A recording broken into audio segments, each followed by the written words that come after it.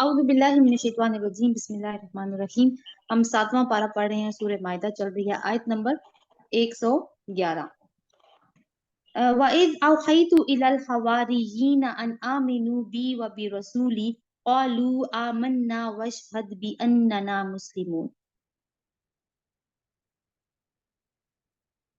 और जब मैंने हवारियों को इशारा किया कि मुझ पर और मेरे रसूल पर ईमान लाओ, तब उन्होंने कहा हम ईमान लाए और गवाह रहो कि हम मुस्लिम हैं। हवारियों के सिलसिला में ये वाकया भी याद रहे कि जब हवारियों ने कहा कि ए ईसा इब्ने मरियम, क्या आपका रब हम पर आसमान से खाने का एक ख्वान उतार सकता है? खाने का ख्वान, अब ये आयत नंबर 112 देखिए, इसमें एक लफ्ज इस्तेमाल हुआ है माइदा। ये माइदा क्या है? खाने का ख्वान, जिसे हम ट्रे कह सकते हैं या दस्तरख्वान कह सकते हैं, तो इसी के ऊपर सूरत का नाम है। इज़ क़ालल हवारियून या ईसा इब्न मरियम हल यस्ततीउ रब्बुका अन युनज़्ज़िला अलैना माइदतम मिनस समा क़ाल इत्तक़ुल्लाह इन कुंतुम मुमिनीन। क्या आपका रब हम पर आसमान से खाने का एक ख्वान उतार सकता है? तो ईसा अलैहिस्सलाम ने कहा अल्लाह से डरो अगर तुम मोमिन हो। मगर किस तरह क्या कहने का मतलब है कि कैसी डिमांड कर रहे हो? उन्होंने कहा हम बस ये चाहते हैं कि उस ख्वान में से खाएं और हमारे दिल मुतमईन हो जाएं और हमें मालूम हो जाए कि आपने जो कुछ हमसे कहा है वो सच है और हम उस पर गवाह हों। यानी ये वैसी ही बात है जैसे हजरत इब्राहीम अलैहिस्सलाम ने अल्लाह ताला से कहा था ना कि मुझे दिखाओ कि आप कैसे मुर्दों को जिंदा करोगे। तो अल्लाह ताला ने कहा था कि क्या तुम्हें ईमान नहीं? तो हज़रत इब्राहीम ने क्या कहा था कि ईमान तो है, दिल का इत्मीनान चाहता हूँ। तो ये लोग भी ना एक इल्म यकीनी चाहते हैं कि अल्लाह ताला का ये वाला ख्वान जो आसमान से उतरे, हम उसमें से खाएँ तो हमारे दिल मुतमईन हो जाए। इस पर ईसा इब्ने मरियम ने दुआ की। क्या दुआ थी? क़ाल ईसा इब्नु मरियम अल्लाहुम्मा रब्बना अंज़िल अलैना माइदतम मिनस समाई तकूनु लना ईदन लिअव्वलिना व आखिरिना व आयतम मिन्क व वरज़ुक़ना व अंत खैरुर राज़िक़ीन। खुदाया हमारे रब, हम पर आसमान से एक ख्वान नाजिल कर जो हमारे लिए और हमारी अगलों पिछलों के लिए खुशी का मौका करार पाए और तेरी तरफ से एक निशानी हो। हमको रिस्क दे, तू बेहतरीन राज़िक है। तो रिस्क में बरकत की जो दुआएं होती हैं उनमें से एक दुआ भी यही है, अल्लाहुम्मा अर्ज़ुक़ना व अंत खैरुर राज़िकीन। अल्लाह ने जवाब दिया, यानी अब हज़रत ईसा अलैहिस्सलाम ने क्या किया कि दुआ कर दी। हवारियों ने कहा तो हज़रत ईसा अलैहिस्सलाम ने अल्लाह ताला से दुआ की। अब ये क्या चीज़ ज़ाहिर करती है कि हज़रत ईसा अलैहिस्सलाम अगर इलाह होते तो क्या उनको रब से दुआ करने की ज़रूरत थी? नहीं।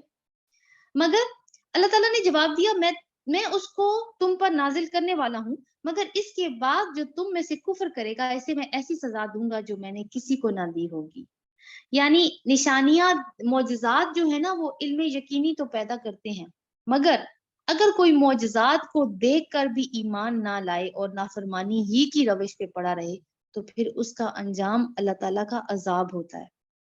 ये हम मक्की सूरतों में पढ़ेंगे कि वो बार-बार अहले मक्का रसूलुल्लाह सल्लल्लाहु अलैहि वसल्लम से डिमांड्स कर रहे थे कि आप हमें निशानियाँ दिखाएँ, निशानियाँ दिखाएँ। तो अल्लाह ताला कहते थे कि मैं अभी इनके ऊपर निशानियाँ नहीं दिखाऊँगा, क्योंकि मैं बहुत ज़्यादा रहम करने वाला हूँ। तो उसको ये मौज़ू वहाँ पे खुलेगा जाके। तो ये अल्लाह ताला की सुन्नत है कि जब भी किसी कौम ने खुद भी कोई मुआज़ा माँगा है, जैसे कौम समूद ने माँगा था कि ऊँटनी को पहाड़ी में से बरामद कीजिए, लेकिन फिर उन्होंने खुद ही उसको झुटला दिया, तो फिर उनके ऊपर अज़ाब आया और ऐसी सूरत में फिर अज़ाब टलता नहीं है। गर्ज़ जब ये एहसानात याद दिलाकर अल्लाह फरमाएगा। अब देखें ये वाला वाक़या बताकर अब वापस उसी सिचुएशन में, हम कौन-सी सिचुएशन में थे? वो क़यामत के दिन की मंज़रकशी हो रही थी जहाँ पे रसूलों से गवाही के मामलात थे। वइज़ क़ाल अल्लाहु या ईसा इब्न मरियम अअन्त क़ुल्त लिन्नास इत्तख़िज़ूनी व उम्मिया इलाहैनि मिन दूनिल्लाह। अल्लाह ताला फरमाएगा कि ए ईसा इब्ने मरियम, क्या तूने लोगों से कहा था कि खुदा के सिवा मुझे और मेरी माँ को खुदा बना लो? तो वो जवाब में अर्ज करेगा, सुभान अल्लाह, मेरा ये काम ना था कि वो बात कहता जिसके कहने का मुझे हक ना था। यानी जब बात की है तो पहले क्या कहा है? अल्लाह ताला की पाकी बयान की है, हम की है पहले अल्लाह ताला की, फिर बात की है हजरत ईसा ने। अगर मैंने ये बात कही होती तो आपको जरूर इल्म होता।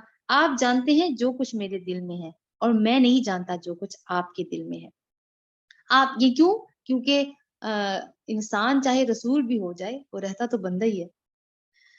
आप तो सारी पोशीदा हकीकतों के आलिम हैं, میں نے ان سے اس کے سوا کچھ نہیں کہا جس کا آپ نے حکم دیا تھا کہ اللہ کی بندگی کرو جو میرا رب بھی ہے اور تمہارا رب بھی. یعنی وہ بات ہوئی تھی نا کہ اہل کتاب سے خطاب کر کے آخری درجے کا اتمام حجت ہو رہا ہے ان کے اوپر. اس کے بعد پھر ان سے بات نہیں کی جائے گی, ذکر ہوگا ان کا لیکن ان سے اس طرح سے بات نہیں کی جائے گی. میں اسی وقت تک ان کا نگران تھا جب تک میں ان کے درمیان میں تھا. حضرت عیسیٰ علیہ السلام کہیں گے اللہ تعالیٰ کو, جب آپ نے مجھے واپس بلا لیا تو آپ ان پر نگران تھے اور آپ تو ساری ہی چیزوں پر نگران ہیں.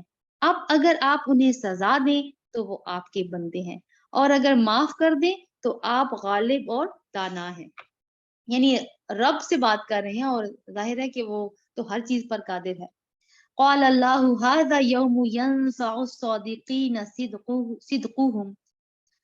تب اللہ تعالیٰ فرمائے گا یہ وہ دن ہے جس میں سچوں کو ان کی سچائی نفع دیتی ہے. یعنی قیامت کے دن کیا چیز فائدہ دے گی؟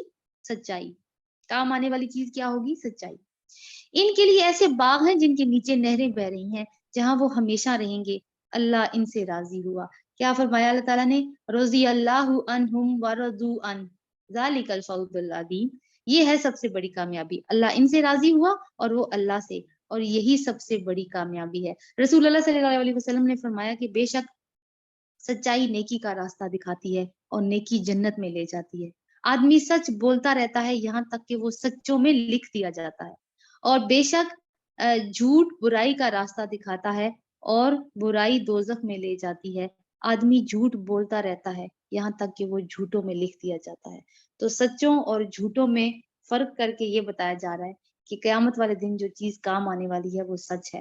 للہ ملک السماوات والارض وما فیہن وہو علی کل شیء قدیر. زمین اور آسمانوں اور تمام موجودات کی بادشاہی اللہ ہی کے لیے ہے اور وہ ہر چیز پر قدرت رکھتا ہے. سبحان اللہ, بالکل ایسی ہی بات ہے. اور دیکھیے جب قیامت والے دن بھی فیصلے ہو جائیں گے نا, اور جنت والے جنت میں چلے جائیں گے اور جہنم والے جہنم میں چلے جائیں گے, تو یہ ملک السماوات کس کے لیے رہ جائے گا؟ یہ صرف ہمارے رب کے لیے رہ جائے گا, اور اسی کی بادشاہی ہمیشہ سے ہے اور ہمیشہ ہی رہے گی.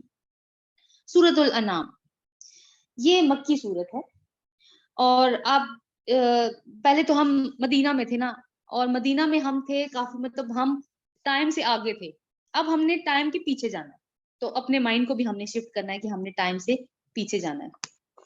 یہ جب نازل ہوئی ہے یہ والی سورت, تو اس وقت مکی دور کا آپ کہیں کہ آخری ٹائم چل رہا تھا. مکی دور تقریباً 12 سال پہ محیط ہے, اور آپ یوں سمجھ سکتے ہیں کہ ہجرت سے متصلاً قبل یہ سورت نازل ہوئی ہے, سورۃ الانعام.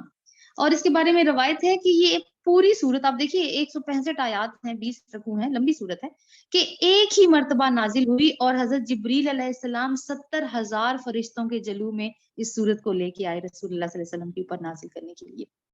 اب یہاں پہ نا ایک ہمیں نیا ہی ماحول ملنے جا رہا ہے. اب مکی صورتوں میں سارے کا سارا معاملہ مشرکین عرب کے ساتھ ہے, یعنی ایک نیا انوائرمنٹ ہے. یہاں منافقت کا ذکر نہیں ہوگا, اہل کتاب کا تذکرہ تو ہے لیکن ان سے ڈائریکٹ خطاب نہیں ہوگا. اور یہ جو سورت ہے سورت انعام, جیسے ہم نے پہلے دیکھا کہ البقرہ جو ہے وہ آل عمران کا جوڑا تھی, اور نساء جو ہے وہ سورہ مائدہ کا جوڑا تھی. تو یہ جو ابھی 2 صورتیں آ رہی ہیں انعام اور اس کے بعد آراف, تو یہ دونوں صورتیں بھی جوڑے کی حیثیت میں ہیں. اور ان میں مشرکین مکہ پر ایک طرح کا اتمام حجت ہو رہا ہے. جیسے پہلے اہل کتاب پہ ہوا تھا نا, تو ان 2 صورتوں میں اہل مکہ کے اوپر ہو رہا ہے. مکی صورتوں کا سب سے اہم موضوع توحید ہوتا ہے, توحید کی دعوت.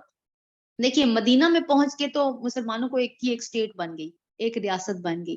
اب وہاں پہ جتنے بھی احکام آئے ہیں وہ اس سلسلے کے اندر ہیں کہ اب وہ ریاست تو بن گئی ہے, تم نے اسے چلانا کیسے ہے. تو ہم نے دیکھا کہ وہ شریعت کے احکامات آتے جا رہے تھے. لیکن مکہ میں معاملہ کچھ اور ہے. مکہ سے ہی تو دعوت کا آغاز ہوا ہے رسول اللہ صلی اللہ علیہ وسلم کا. تو وہاں کے لوگ تو مشرک, بت پرست اور پتہ نہیں کون کون سی برائیوں میں مبتلا. تو وہاں پہ اب کیا ہے کہ پہلا کام ہے کہ لوگوں کو توحید کی دعوت دینا, تاکہ وہ اپنے رب کو پہچانے اور اس پر ایمان لائیں. اب 2 طریقے سے دعوت دی جاتی ہے, یہ ہم مکی صورتوں میں دیکھیں گے. ایک, اب میں دو ٹرمز استعمال کرنے جا رہی ہوں لیکن میں ان کے میننگز بھی بتاؤں گی آپ کو. ایک ہے التذکیر بی آلاء اللہ, ایک کو کہتے ہیں, اور ایک کو کہتے ہیں التذکیر بی ایام اللہ. تذکیر کہتے ہیں یاد دہانی کو, یعنی لوگوں کو یاد کرایا جاتا ہے اللہ کی نشانیاں دکھا کے, کائنات میں سے یا کچھ اور چیزیں لوگوں کو یاد کرایا جاتا ہے کہ تمہارا ایک رب بھی ہے، اس کے اوپر ایمان لانا ہے، اس لیے کہ اللہ تعالیٰ کے اوپر ایمان ہمارے روح کے اندر موجود ہے۔ ہم اللہ تعالیٰ سے عہد کر کے اس دنیا میں آئے ہیں، تو وہ اندر موجود ہے لیکن چھپا ہوا ہے۔ اب اس کو کیسے نکالا جائے؟ جب اللہ تعالیٰ کی نشانیاں دکھائی جاتی ہیں۔ تو یہ جو التذکیر بھی اعلیٰ الہ ہے نا، اس کا مطلب ہے کہ لوگ اللہ کی نشانیاں دکھا کر یاد دہانی کی جائے، یعنی اللہ کی قدرت کی نشانیاں، اس کی خلاقیت، اس کے احسانات، اس کے نعمتوں کا تذکرہ، یہ ساری چیزیں، اور پھر اس کی کائنات کی نشانیاں جو بھی ہیں ان کے اوپر غور و فکر کرو، تاکہ تمہیں غور و فکر کرو گے تو تمہیں رب کی معرفت نصیب ہوگی، تمہارے مائنڈ میں یہ بات آئے گی کہ یہ ساری چیزیں خود بخود نہیں بن گئی، ان کو بنانے والی کوئی ذات ہے۔ تو کیا ہے التذکیر بھی اعلیٰ اللہ تعالیٰ کی قدرت کی نشانیاں دکھا کر یاد دہانی۔ دوسرا طریقہ ہے التذکیر بھی ایام اللہ، یعنی اللہ تعالیٰ کے دن یاد کروا کے یاد دہانی کروائی جائے گی۔ یعنی اللہ کے دن کون سے ہیں جہاں پہ بڑے بڑے واقعات ہوئے، جیسے کہ بڑی بڑی قوموں کو اللہ تعالیٰ نے تہس نہس کر دیا، جیسے قوم نوح ہے، قوم لوط ہے، آل فرعون ہے، غرق کیا اللہ تعالیٰ نے ان کو، پھر قوم سمود ہے، اور اس طرح سے اور بھی۔ تو یہ کیا ہے؟ یہ ایام اللہ ہے، یہ یاد کرا کے لوگوں کو عبرت دلائی جاتی ہے کہ ان لوگوں کا یہ انجام ہوا، وہ یہ حرکتیں کیا کرتے تھے جو اللہ تعالیٰ کی نافرمانی کی تھی، تو یہ تمہارے ساتھ بھی ہو سکتا ہے اگر تم بھی انہی کی روش پہ چلے۔ پھر یہ ہے کہ حضرت آدم علیہ السلام کی پیدائش ایک بہت بڑا واقعہ ہے، زمین کی ابتدا کیسے ہوئی یا خلق کی ابتدا کیسے ہوئی، پھر آخرت کا دن، عالم برزخ کے حالات، جنت دوزخ کا بیان، تو یہ ساری چیزیں کیا ہیں؟ التذکیر بھی ایام اللہ۔ تو انہی کے نزدیک جو ہیں وہ مکی صورتیں گھومتی رہتی ہیں۔ اب ہم اس کو پڑھ لیتے ہیں۔ اعوذ باللہ من الشیطان الرجیم، بسم اللہ الرحمن الرحیم۔ الحمد للہ الذی خلق السماوات والارض وجعل الظلمات والنور ثم الذین کفروا بربہم یعدلون۔ سورت کا آغاز کس سے ہو رہا ہے؟ الحمدللہ۔ 5 صورتیں قرآن پاک میں ایسی ہیں جن کا آغاز الحمدللہ سے ہوتا ہے۔ ایک ہم پہلے پڑھ آئے ہیں الفاتحہ، پھر یہ سورت انعام ہے، اس کے بعد 15ویں پارے میں آئے گی سورت کہف، پھر وہ 22ویں 23ویں پارے میں فاطر اور صافات آئیں گی، یعنی تقریباً 7 پاروں کے انٹرول کے ساتھ ایسی صورتیں ہیں۔ اللہ کے نام سے جو بے انتہا مہربان اور نہایت رحم کرنے والا ہے۔ تعریف اللہ کے لیے ہے جس نے زمین اور آسمان بنائے۔ یعنی تعریف میں کیا چیز شامل ہے؟ اس کی ایک تو تعریف شامل ہے، کیونکہ ہم نے پہلے بھی ڈسکس کیا تھا کہ تعریف 2 طریقے سے ہوتی ہے۔ ایک تو یہ کہ جس کی تعریف کی جائے اس کے اندر واقعی کوئی ایسا کمال یا کوئی خوبی پائی جائے کہ لوگ اس کی تعریف کرنے پہ مجبور ہو جائیں۔ دوسری بات یہ ہے کہ کسی ایسی ہستی کی تعریف کی جائے جس نے ہم پہ کوئی احسان کیا ہو۔ تو اللہ تعالیٰ کی تعریف ان دونوں حیثیتوں میں ہوتی ہے۔ تو ایک تو اس کا مطلب ہے کہ اللہ کی تعریف، دوسرا اس کا مطلب ہے کہ اللہ کا شکر، دونوں چیزیں شامل ہوں گی۔ اور پھر محبت اور تعظیم کیوں ہوگی؟ کیونکہ اللہ تعالیٰ کی صفات اور اس کی ذات کامل ہے، جس کی وجہ سے اسی کی تعریف ہے، اور ہم اس کی تعریف کریں یا نہ کریں اس کی تعریف ہوتی رہتی ہے۔ اس لیے کہ اللہ تعالیٰ نے الحمد کو اسم کے طور پر استعمال کیا ہے، ورب کے طور پر یا فعل کے طور پر استعمال نہیں کیا۔ فعل کیونکہ خود نہیں ہوتا، اس کو فاعل کی ضرورت پڑتی ہے۔ پھر فعل جو ہے وہ زمانے پہ ڈیپینڈ کرتا ہے۔ فار ایگزامپل اگر میں کہوں احمد اللہ، تو میں صرف اسی ٹائم پہ اللہ کی تعریف کر رہی ہوں، یا ہم کہیں نحمد اللہ، تو ہم اس ٹائم پہ اللہ کی تعریف کر رہے ہیں۔ تو اس کا کیا مطلب ہے کہ جب ہم اللہ کی تعریف کریں گے تب بھی تعریف ہوگی؟ نہیں۔ تو تعریف جو ہے وہ نہ تو زمانے پہ ڈیپینڈ کرتی ہے اور نہ ہی وہ کرنے والے پہ ڈیپینڈ کرتی ہے۔ اللہ تعالیٰ اس لفظ کو اسم کے طور پر لے کر آئے ہیں، اور اسم کا نہ تو زمانے سے کوئی تعلق ہوتا ہے اور نہ اس کے کیے جانے پر اس کی اپنی ہی ایک آئیڈینٹی ہوتی ہے۔ تعریف اللہ کے لیے جس نے زمین اور آسمان بنائے اور روشنی اور تاریکیاں پیدا کی۔ پھر وہ لوگ جنہوں نے دعوت حق کو ماننے سے انکار کر دیا ہے، دوسروں کو اپنے رب کا ہمسر ٹھہرا رہے ہیں۔ دوسروں کو کیا مطلب؟ شرک کر رہے ہیں۔ وہی ہے جس نے تم کو مٹی سے پیدا کیا، یعنی تمہارا سفر کہاں سے شروع ہوا اللہ تعالیٰ وہ یاد کروا رہے ہیں۔ وہی ہے جس نے تم کو مٹی سے پیدا کیا، پھر تمہارے لیے زندگی کی ایک مدت مقرر کر دی، یعنی دنیا کی زندگی کے سفر کی بات ہو رہی ہے۔ اور ایک دوسری مدت اور بھی ہے جو اس کے ہاں طے شدہ ہے۔ وہ کون سی ہے؟ وہ آخرت کی زندگی ہے ہماری۔ जिस घड़ी हम सब इंसान दोबारा से जिंदा किए जाएंगे और अल्लाह ताला के आगे हाजिर हो जाएंगे, मगर तुम लोग शक में पड़े हुए हो। वही एक खुदा आसमानों में भी है और जमीन में भी, तुम्हारे खुले और छुपे सब हाल जानता है। जो बुराई या भलाई तुम कमाते हो उससे खूब वाकिफ है, इसीलिए वो तारीफ के लायक है। अब देखिए कि इसमें कुछ निशानियों का जिक्र यहीं से शुरू हो गया कि तुम अपनी जिंदगी के सफर पे भी गौर कर लो तो तुम्हें पता चल जाएगा। वमा ताती इन मिन आयाति रब्बिहिम इल्ला कानू अन्हा मुरिदीन। लोगों का हाल ये है कि इनके रब की निशानियों में से कोई निशानी ऐसी नहीं जो इनके सामने आई हो और उन्होंने इससे मुंह मोड़ लिया हो। एक और चीज माइंड में रखने वाली है, वो ये है कि मुशरिकीन मक्का रसूलुल्लाह सल्लल्लाहु अलैहि वसल्लम से बहुत ज्यादा डिमांड करते थे कि आप हमें कोई निशानी दिखाइए, जो निशानियां हजरत ईसा अलैहि सलाम को अल्लाह ने अता की या मूसा अलैहि सलाम को अता की, और वो निशानियां आप हमें दिखाएंगे, हम वो निशानियां देखेंगे तब हम आपके ऊपर ईमान लाएंगे, वरना हम आपके ऊपर ईमान लाने वाले नहीं हैं। तो अल्लाह ताला ने तो ये तय किया था कि इसको कोई उस तरह की निशानी, कोई हिस्सी मौजज़ा इनको नहीं दिखाया जाएगा, क्योंकि कुरान ही सबसे बड़ा मौजज़ा है और ये बहुत सारी निशानियों के ऊपर गौर करवाता है। लेकिन बात जरूरत इस चीज की है कि इंसान उनके ऊपर गौर फिक्र करे। गौर फिक्र करने के लिए उसको अपनी अक्ल लगाने की जरूरत होती है। लोगों का हाल ये है कि इनके रब की निशानियों में से कोई निशानी ऐसी नहीं जो इनके सामने आई हो और उन्होंने इससे मुंह मोड़ लिया हो। चनाचे अब जो हक इनके पास आया तो इसे भी उन्होंने झुटला दिया। अच्छा, जिस चीज का अब तक वो मजाक उड़ाते रहे, अनकरीब इसके मुतालिक कुछ खबरें उन्हें पहुंचेंगी।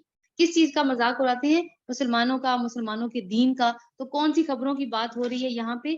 इशारा हिजरत की तरफ है और उन कामयाबियों की तरफ है जो मुसलमानों को मिलने वाली हैं। कुछ का तो जिक्र हम पढ़ भी चुके हैं, क्योंकि अब जाहिर है कि हमने ये सूरत पहले नाज़िल हुई है और जो हम कुरान पढ़ चुके हैं तकरीबन 6 पारे या साढ़े 6 पारे, वो हम मदनी दौर के पढ़े हैं हमने। अलम यरौ कम अहलकना मिन क़ब्लिहिम मिन क़र्निन मक्कन्नाहुम फिल अर्द। क्या उन्होंने देखा नहीं इससे पहले कितनी ही ऐसी कौमों को हम हलाक कर चुके हैं जिनका अपने अपने जमाने में दौर दौरा रहा है। यानी वो बड़ी ग्रेट सिविलाइजेशंस थी अपने अपने दौर की, लेकिन तबाह हो गई। उनको हमने जमीन में वो इक़्तिदार बख्शा था जो तुम्हें नहीं बख्शा। तुम्हें कौन है? यहाँ पे अहले मक्का से बात हो रही है। इन पर हमने आसमान से खूब बारिशें बरसाई, इनके नीचे नहरें बहा दी। आखिरकार हमने इनके गुनाहों की पादाश में उन्हें तबाह कर दिया और इनकी जगह दूसरे दौर की कौमों को उठा दिया। और ये अल्लाह ताला का तरीका है। अल्लाह ने तो अपना काम करवाना है। कोई एक कौम अगर इनकार करेगी तो वो किसी दूसरी कौम के जरिए उसको उससे करवा लेगा। वलौ नज़्ज़लना अलैका किताबन फिल क़िरतासि फलमसूहु बिअयदीहिम लक़ाल लज़ीना कफ़रू इन हाज़ा इल्ला सिह्रुम मुबीन। ऐ पैगंबर सल्लल्लाहु अलैहि वसल्लम, अगर हम तुम्हारे ऊपर कोई कागज की लिखी लिखाई किताब भी उतार देते तो लोग इसे अपने हाथों से छू कर भी देख लेते, तब भी उन्होंने हक का इनकार ही करना था और वो यही कहते कि ये तो सरी जादू है। अभी थोड़ी देर पहले हमने ये बात पढ़ी है कि जब हजरत ईसा अलैहिस्सलाम वो सारे मौजज़ात जिनका जिक्र हुआ लेके बनी इसराइल के पास गए तो उन्होंने क्या कहा? मौजज़ात और निशानियां देख के क्या कहा? ये तो जादू है। तो इन्होंने भी यही कहना था। कहते हैं इस नबी पर कोई फरिश्ता क्यों नहीं उतरा? अगर कहीं हमने फरिश्ता उतार दिया होता तो अब तक तो कभी का फैसला हो चुका होता। फरिश्ते कब उतरते हैं? मौत के वक्त। तो तब तो फैसला हो चुका होता है। मौत का फैसला तो टल नहीं सकता। फिर फरिश्ते कब उतरते हैं? जब अल्लाह ताला किसी कौम के ऊपर कोई अजाब भेजने वाला होता है। तो अल्लाह ताला कहते हैं कि फरिश्ते ही उतारने उतारने हैं मैंने, तो फिर तो फैसला ही हो जाए। और अगर हम फरिश्ते को उतारते तब भी इसे इंसानी शक्ल में ही उतारते और इस तरह उन्हें उसी शुबा में मुब्तला कर देते जिसमें अब ये मुब्तला है। तो फरिश्ता अगर आ जाता तो अब देखिए हमारे शोल्डर्स पे 2 फरिश्ते बैठे हैं, हमें नजर आते हैं? नहीं। अब उनको अगर हम देखना चाहें तो उनको किसी ना किसी जिस्म की जरूरत होगी ना, ताकि हम उन्हें देख सकें। फिर ये है कि फजर के टाइम और असर के टाइम फरिश्तों की ड्यूटीज बदलती हैं। अब फरिश्ते आते हैं जाते हैं, हमें तो नजर नहीं आते। तो अल्लाह ताला कहते हैं कि अगर मैंने फरिश्तों को ही यानी वो कहते थे ये कैसी बात हुई कि अल्लाह ने इंसान को ही पैगंबर बना के भेज दिया, हम क्यों माने? ये तो हमारे जैसा इंसान है। अल्लाह को कोई फरिश्ता भेजना चाहिए था, तब तो हम मानते। तो अल्लाह ताला कह रहे हैं कि फरिश्ते पहली सूरत तो अल्लाह ताला ने बता दी। दूसरी बात ये है कि फरिश्ता भी आता तो इंसान ही की शक्ल में अल्लाह ताला ने भेजना था, फिर उसको देख के तुम्हें वही शुबा करना था जो अभी कर रहे हो। ए नबी सल्लल्लाहु अलैहि वसल्लम, तुमसे पहले भी बहुत से रसूलों का मजाक उड़ाया जा चुका है, मगर इन मजाक उड़ाने वालों पर आखिरकार वही हकीकत मुसल्लत होकर रही जिसका वो मजाक उड़ाते थे। इनसे कहो जरा जमीन में चल फिर कर देखो झुटलाने वालों का क्या अंजाम हुआ। کیونکہ یہ لوگ جاتے تھے شام اور راستے میں ان کو قوم لوط کی بستی کے آثار بھی نظر آتے تھے، مدائن شعیب بھی نظر آتے تھے، مدائن صالح بھی نظر آتے تھے، اور یہ ان کو آتے جاتے دیکھتے تھے، ان کو پتا تھا یہ قومیں تباہ ہوئی ہیں، ان پہ عذاب آیا ہے، تو اللہ تعالیٰ ان کی توجہ وہیں پہ ہی مبذول کروا رہے ہیں۔ اب پھر اللہ تعالیٰ کے اوپر ایمان کی بات آ رہی ہے، قُل لِمَن مَا فِی السَّمَاوَاتِ وَالْأَرْضِ قُلِ اللَّهُ، ان سے پوچھو آسمانوں اور زمین میں جو کچھ ہے کس کا ہے؟ کہو سب اللہ کا ہے، اس نے رحم و کرم کا شیوا اپنے اوپر لازم کر دیا ہے قیامت کے روز۔ اور یہ کیوں اللہ نے بات کی کہ رحم و کرم کا شیوا اپنے اوپر لازم کر دیا، کہ اتنی ساری تمہاری نافرمانیاں وہ دیکھ رہا ہے پھر بھی تمہیں پکڑ نہیں رہا، کیوں؟ کیونکہ اس نے اپنے اوپر رحمت کو لازم کیا ہوا ہے۔ قیامت کے روز وہ تم سب کو ضرور جمع کرے گا، یہ بالکل ایک غیر مشتبہ حقیقت ہے، مگر جن لوگوں نے اپنے آپ کو خود تباہی کے خطرے میں مبتلا کر دیا وہ اسے نہیں مانتے۔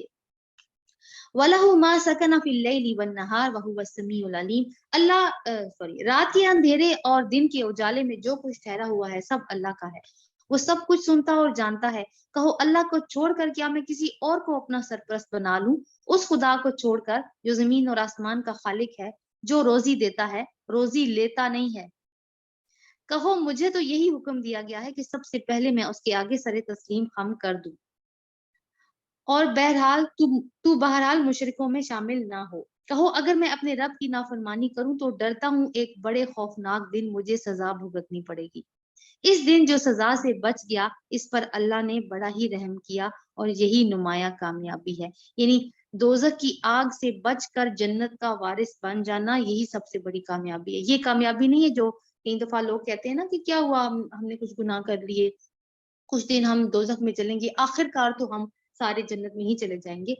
تو اتنا حوصلہ کسی کے اندر نہیں ہو سکتا کہ وہ دوزخ کی آگ کو برداشت کر سکے، کیونکہ اگر ہم اپنا ہاتھ چولہے پہ 10 سیکنڈ نہیں رکھ سکتے نا تو پھر ہم بڑی اچھی طرح سے اس چیز کو امیجن کر سکتے ہیں کہ پھر ہم جہنم کی آگ کو کیسے برداشت کریں گے۔ تو بڑی کامیابی کیا ہے کہ جہنم سے بچا کر کوئی جنت میں داخل کر دیا جائے۔ اور اگر وہ تمہیں کسی بھلائی سے بہرہ مند کرے تو وہ اپنے بندوں پر کامل اختیار رکھتا ہے اور وہ دانا اور باخبر ہے۔ ان سے پوچھو کس کی گواہی سب سے بڑھ کر ہے؟ کہو میرے اور تمہارے درمیان اللہ گواہ ہے، اور یہ قرآن میری طرف بذریعہ وحی پہ بھیجا گیا ہے۔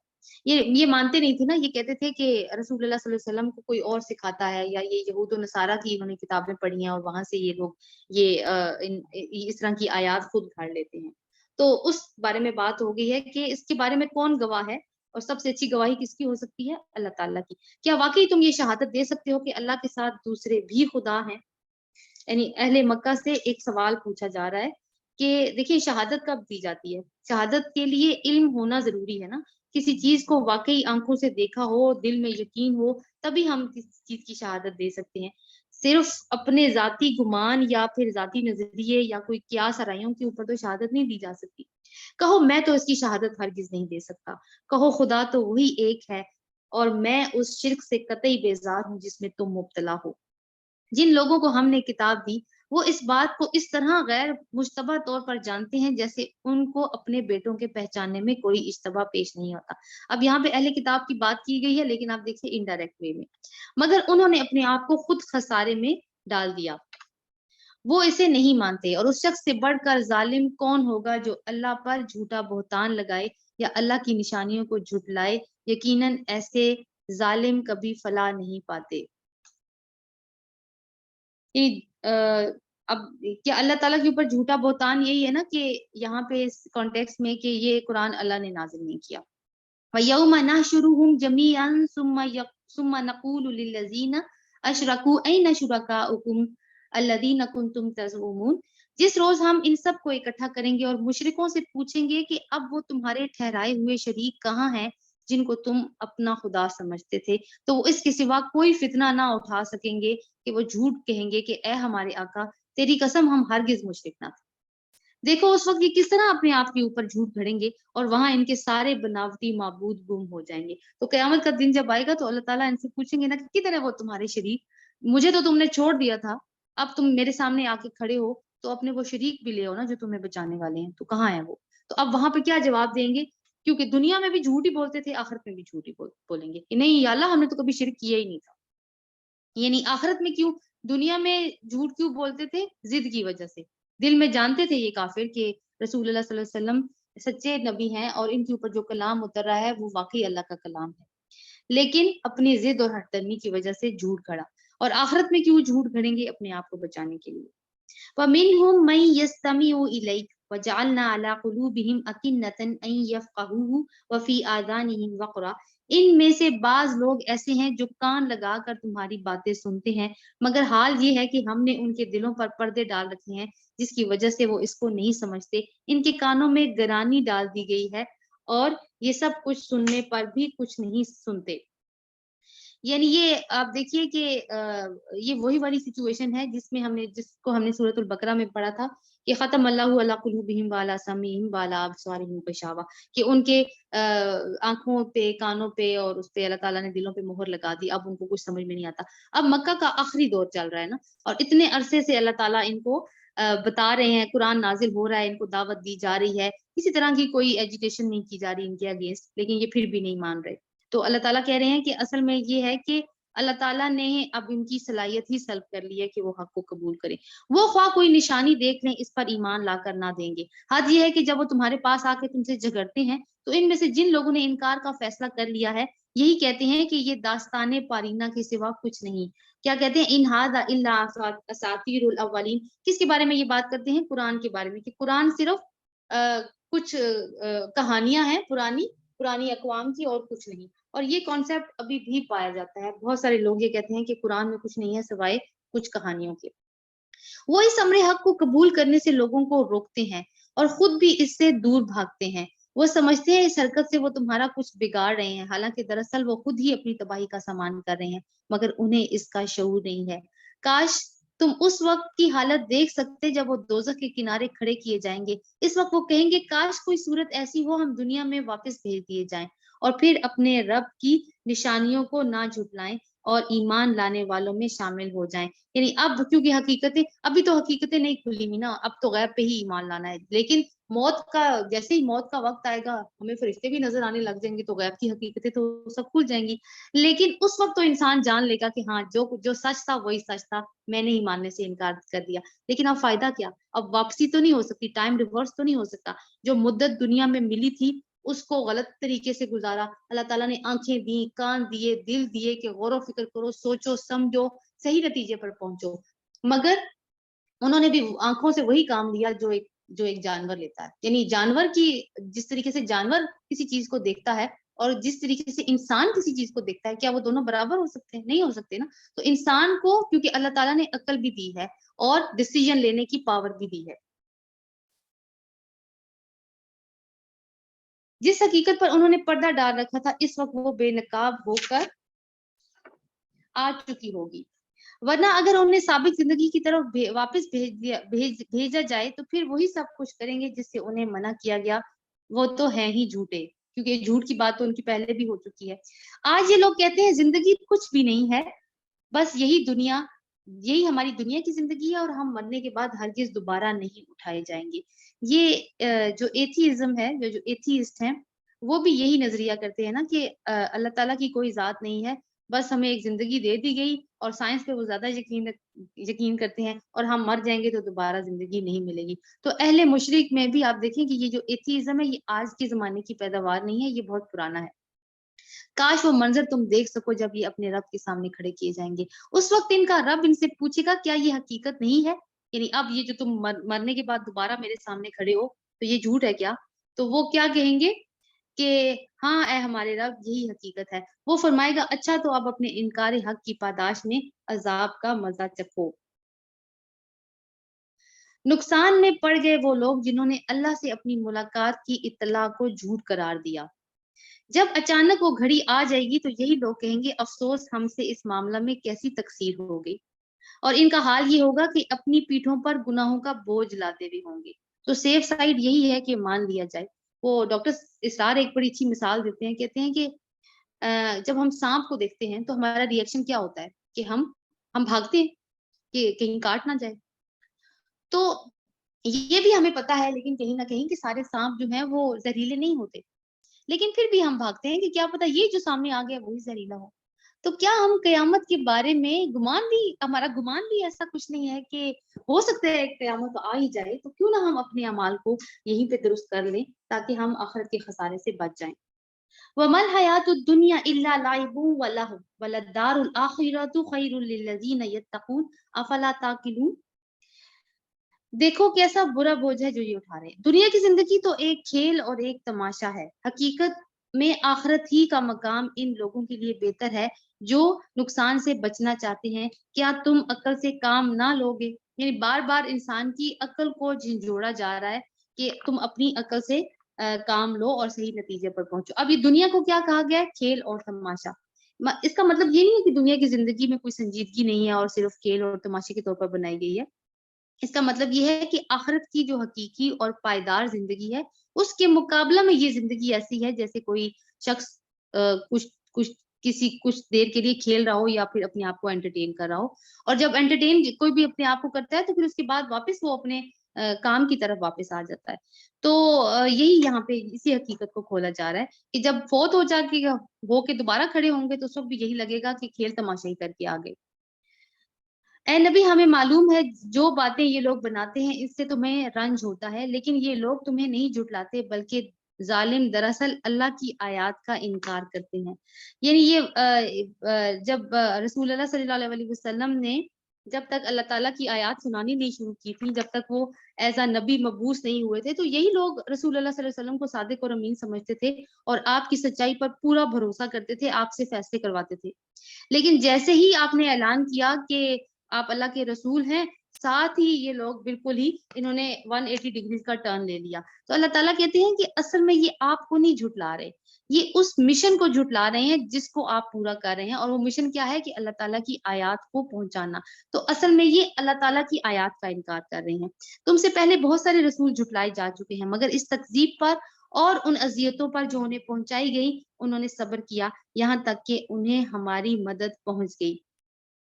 یعنی صبر جب اس مشن کے اندر نکلیں، جو بھی انبیاء نے کام کیا یا جو بھی ان کی جگہ پہ کام کرے گا تو تکلیفیں تو ان کے راستے میں آئیں گی، تو ان کو کیا کرنا ہے؟ پھر صبر کرنا ہے۔ صبر کا مطلب یہ ہے کہ اپنے آپ کو اس مشن پہ جما کے رکھنا اور لوگوں کی کڑوی کسیلی باتوں کو بھی برداشت کیا، اور کسی بھی قسم کی اور جو ریزسٹنس ہو رہی ہے اس کو بھی برداشت کیا جائے۔ تو کیونکہ افضل ایمان کہتے ہیں کہ صبر کرنا ہے اور نرمی برتنا ہے۔ اللہ کی باتوں کو بدلنے کی طاقت کسی میں نہیں، اور پچھلے رسولوں کے ساتھ جو کچھ پیش آیا اس کی خبریں تمہیں مل چکی ہیں، تاہم اگر ان لوگوں کی بے رخی تم سے برداشت نہیں ہوتی تو اگر تم میں کچھ زور ہے تو زمین میں کوئی سرنگ ڈھونڈو یا آسمان میں سیڑھی لگاؤ، ان کے پاس کوئی نشانی لانے کی کوشش کرو، اگر اللہ چاہتا تو ان سب کو ہدایت پر جمع کر سکتا تھا، لہٰذا نادان مت بنو۔ اب دیکھیے آئے دن جو اہل مکہ ہیں وہ حصی معجزات یا نشانیوں کی ڈیمانڈ کرتے رہتے تھے، جیسے حضرت موسیٰ یا حضرت عیسیٰ کو عطا ہوئے۔ تو ہو سکتا ہے کہ رسول اللہ صلی اللہ علیہ وسلم نے اللہ سے دعا مانگی ہو کہ ان کو معجزات دکھا دیں تو شاید یہ ایمان لے آئیں، اور نہ بھی مانے تو کم از کم چپ تو ہو جائیں گے۔ لیکن اللہ تعالیٰ کا مسلسل ایک ہی جواب تھا کہ یہ جس طرح کی نشانیوں کی یہ ڈیمانڈ کر رہے ہیں وہ نشانیاں ان کو نہیں دکھائی جائیں گی۔ جو کائنات کی نشانیاں ان کے اوپر غور کریں تو یہ صحیح نتیجے پر پہنچ سکتے ہیں۔ تو اس کے ری ایکشن میں آپ دیکھیے کہ اس طرح کی آیت آ رہی ہے کہ اے نبی اگر آپ کے پاس کوئی طاقت ہے تو آپ کوئی نشانی ان کے لیے خود سے لے آئیے، یعنی آسمان میں کوئی سیڑھی لگائیے یا زمین میں کوئی سرنگ کھود لیجیے اور آپ خود کوئی نشانی لے آئیے، اور ساتھ میں کہا کہ نادان مت بنیے۔ یعنی اس فکر میں ان اے وے کہا جا رہا ہے کہ آپ نہ پڑھیں کہ ان لوگوں کو کوئی نشانی دکھائی جائے گی تو یہ ایمان لائیں گے۔ اللہ تعالیٰ اگر چاہتا تو سب کو مومن پہلے ہی پیدا کر لیتا، تو جب سب کو مومن پیدا کر دیتا تو پھر تو رسولوں کی ضرورت ہی نہ پیش آنی تھی، کیونکہ پھر تو کوئی کشمکش ہوتی بھی نہ۔ دعوت حق پر لبیک وہی لوگ کہتے ہیں جو سننے والے ہوں، رہے مردے تو انہیں تو اللہ بس قبروں ہی سے اٹھائے گا، پھر وہ واپس لائے جائیں گے، یعنی اللہ تعالیٰ کی عدالت میں۔ تو مردے کن کو کہا ہے؟ وہ دل جو مردہ ہو جاتے ہیں اور نصیحت قبول نہیں کرتے، ایسے دلوں کو مردہ کہا جاتا ہے۔ وقالوا لولا نزل علیہ آیۃ من ربی، یہ لوگ کہتے ہیں اس نبی پر اس کے رب کی طرف سے کوئی نشانی کیوں نہ اتری، یعنی کوئی معجزہ کیوں نہ اترا۔ کہو اللہ نشانی اتارنے کی پوری قدرت رکھتا ہے، مگر ان میں سے اکثر لوگ نادانی میں مبتلا ہیں۔ کس چیز کی طرف اشارہ ہے؟ اگر نشانی آ گئی اور پھر بھی قوم نے کفر کیا تو پھر ان کا انجام عذاب اور تباہی ہوگا۔ تو یہ نادانی ہے جو وہ کر رہے ہیں۔ वमा मिन दाब्बतिन फिल अर्दि वला ताइरी यतीरु बिजनाहिही इल्ला उममुम अमतालुहुम। जमीन में चलने वाले किसी जानवर और हवा में परों से उड़ने वाले किसी परिंदे को देख लो, ये सब तुम्हारी ही तरह की अनवा है, इनकी स्पीशीज हैं। हमने इनकी तकदीर की नविश्ते में कोई कसर नहीं छोड़ी। फिर ये सब अपने रब की तरफ समेटे जाते हैं, मगर जो लोग हमारी निशानियों को झुटलाते हैं वो बहरे और गूंगे हैं, तारीकियों में पड़े हुए हैं। अल्लाह जिसे चाहता है भटका देता है और जिसे चाहता है सीधी राह दिखा देता है। यानी ये सब अल्लाह ताला की निशानियां हैं। जो जानवर तुम देखते हो, हवा देखते हो, और इनकी इनकी जिंदगी को के ऊपर गौर करो तो तुम्हें खुद ही पता चल जाएगा कि अल्लाह ताला की कोई है जो इन सब चीजों को बनाने वाला है और ये सारी ऑर्गेनाइजेशन वो कर रहा है। इनसे कहो जरा गौर करके बताओ कि अगर कभी तुम पर अल्लाह की तरफ से कोई मुसीबत आ जाती है या आखिरी घड़ी आ पहुंचती है, तो क्या इस वक्त तुम अल्लाह के सिवा किसी और को पुकारते हो? बोलो अगर तुम सच्चे हो, इस वक्त तुम अल्लाह ही को पुकारते हो। फिर अगर वो चाहता है तो इस मुसीबत को तुमसे टाल देता है। ऐसे मौकों पर तुम अपने ठहराए हुए शरीकों को भूल जाते हो। यानी यही सबसे बड़ी निशानी है जो तुम्हारे अपने नफ्सों के अंदर मौजूद है, कि जब तुम पे कोई मुसीबत आती है तो उस वक्त तो तुम अपने बुतों को नहीं पुकारते, क्योंकि अहले अरब ऐसे ही किया करते थे कि उस वक्त अपने बुतों को नहीं पुकारते थे। उस वक्त सिर्फ उनकी पुकार कहाँ जाती थी? अल्लाह ताला की तरफ। तो वही उसी चीज को बेस बना के बात की जा रही है कि तुम्हारे अंदर ये निशानी मौजूद है कि तुम सिर्फ रब को पुकारते हो, तो फिर तुम क्यों अपने शरीकों को उसके साथ शरीक ठहराते हो? कुरान तुमसे पहले बहुत सी कौमों की तरफ हमने रसूल भेजे, उन कौमों को मसाइबो आलाम में मुब्तला किया ताकि वो आजिजी के साथ हमारे सामने झुक जाएं। बस जब हमारी तरफ से इन पर सख्ती आई तो क्यों ना उन्होंने आजिजी इख्तियार की, मगर उनके दिल तो और सख्त हो गए। शैतान ने उनको इत्मीनान दिलाया कि जो कुछ तुम कर रहे हो वो खूब कर रहे हो। तो अल्लाह ताला किस तरह आजमाता है? कभी मुसीबत भेज कर आजमाता है और कभी नेमतों की कसरत देकर आजमाता है। लेकिन वो देख क्या रहा है कि दोनों सिचुएशंस में इंसान का रवैया कैसा है। और फिर जब उन्होंने उस नसीहत को जो उन्हें दी गई थी भुला दिया, तो हमने हर तरह की खुशहालियों के दरवाजे उनके लिए खोल दिए।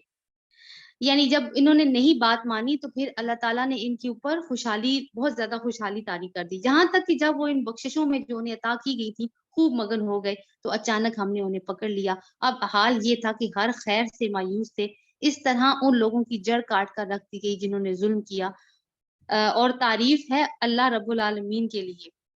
अच्छा जी, यहाँ पे क्योंकि जड़ काटने की बात हुई है और बाद में कहा जा रहा है कि तारीफ है अल्लाह रब्बुल इज्जत के लिए, तो क्यों उसकी तारीफ की गई है?